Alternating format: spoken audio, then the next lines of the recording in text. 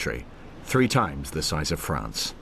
The route took the competitors from the capital, Ulaanbaatar, up to the border with Siberia and down into the Gobi Desert, before returning via Karakoram, a journey of 2,500 kilometers.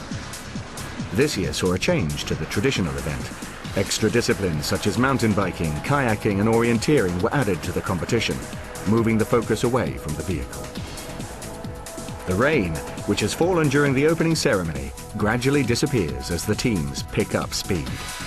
Their destination, an ancient gathering point for the Mongolian people, a sacred spot whose history is lost in the mists of time, Turtle Rock.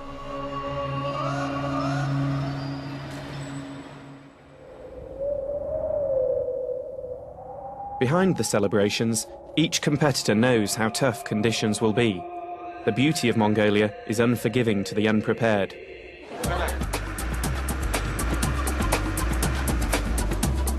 The opening section of the competitors' journey takes them out onto the vast steppes, rolling grasslands which reach to the horizon. On the way, they attract many curious glances from Mongolians unused to such colourful machinery passing by. Luckily for the competitors, many of them know how to read a map.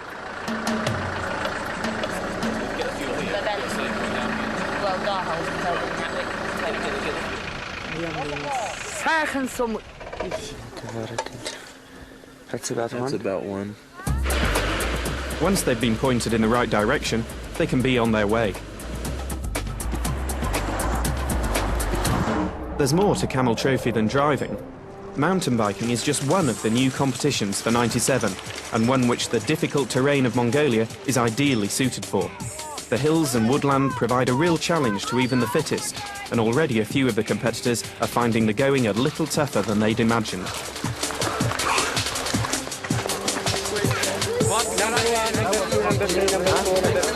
No sooner has one competition ended than a new one begins, this time kayaking, on the rocky whitewater streams filled with freezing mountain waters.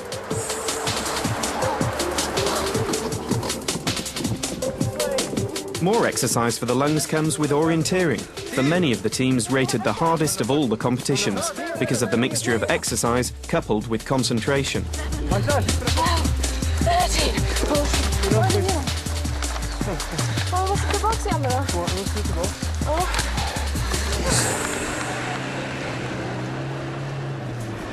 The technical driving test involves negotiating a difficult course of tight turns and steep slopes, whilst avoiding picking up any penalties.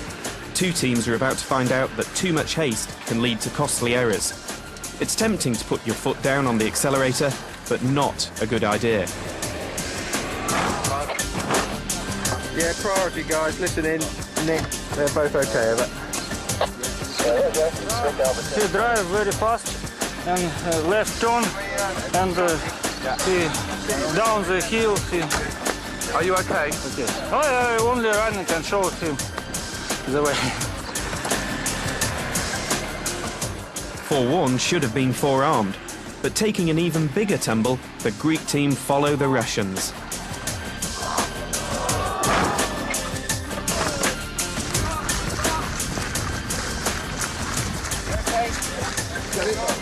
Is that it? No, no, fine. Okay.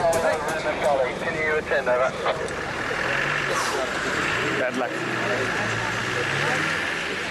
It's soon time to move on though. With so much distance to cover, the days pass quickly. Time isn't the most important thing. The Land Rover Award involves getting from one point of the map to another, choosing the best available route. That means matching the distance set by Mark Day, the route coordinator. How you doing? Fine. Whoa, not bad. The aim of this exercise is basically to match the ideal distance set by event management.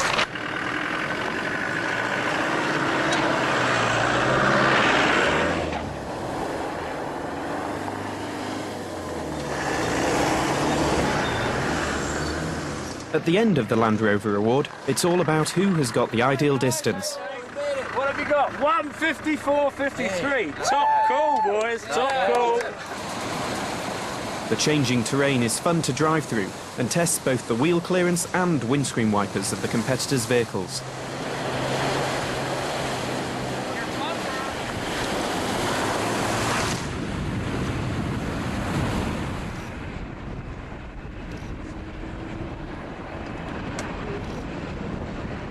For much of their day, the vehicles are driving through a barren landscape, with few signs of others passing before them, except ovus, shrines ensuring good luck situated on the top of mountain passes.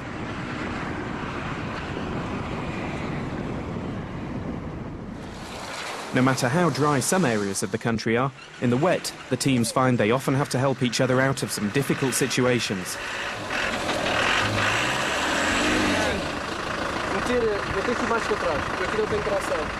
They soon learn that the winches on the front of their Land Rover Discoveries have a practical purpose.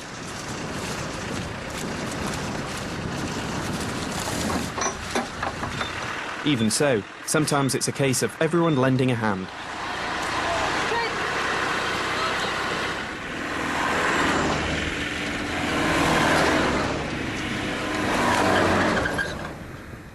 The Mongolians often seem to drive by every bit of trouble.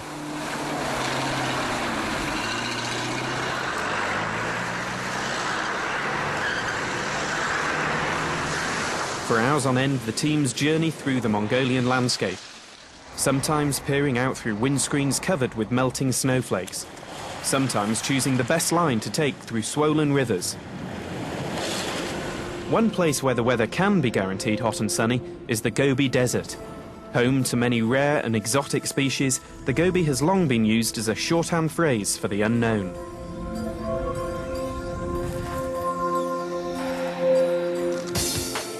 The teams know they are 3/4 of the way through their journey, yet they can't afford to relax their efforts. In this flat and barren wasteland, they need to concentrate harder than ever on their route, relying on their onboard global positioning system and old-fashioned map reading skills.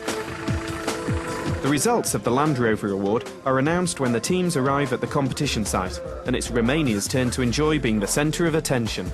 Well, the team from Romania.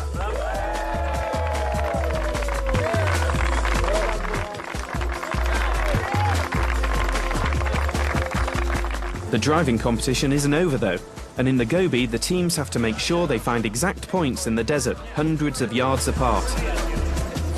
Swerving between flags without touching them isn't easy when you're trying to make time. The competition also makes sure that both team members get a chance to drive.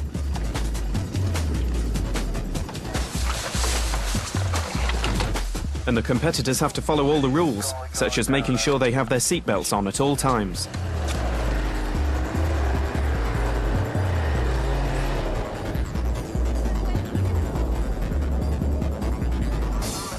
It was the Austrian pair of Stefan Euer and Albrecht Teusing who took Camel Trophy Mongolia '97. The secret of success? Relaxing, take it easy, no mistakes, good points. Yeah. We won it.